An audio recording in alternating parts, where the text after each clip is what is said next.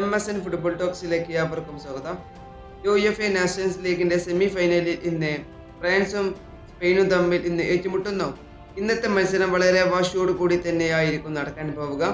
ഇന്ന് എന്ന് പറയുമ്പോൾ നമുക്ക് നാളെ ഇന്ത്യൻ സമയം 12:30 ആയിരിക്കും ഈ മത്സരം കളി കാണാൻ സാധിക്കുക. അതുപോലെ തന്നെ സ്പെയിനും ഫ്രാൻസും ഇതുവരെ 8 തവണയാണ് ഏറ്റുമുട്ടിയിരിക്കുന്നത്. ഇതിൽ 4 തവണയോ സ്പെയിനാണ് വിജയിച്ചിട്ടുള്ളത്. എന്നാൽ 3 തവണ മാത്രമാണ് ഫ്രാൻസിന് വിജയിക്കാൻ കഴിഞ്ഞിട്ടുള്ളത്. എന്നാൽ ഒരു മത്സരം സമനില ആയിട്ടുമുണ്ട്. ഇന്നത്തെ മത്സരം വളരെ വാശിയോട് കൂടി തന്നെയായിരിക്കും നടക്കാൻ പോവുക.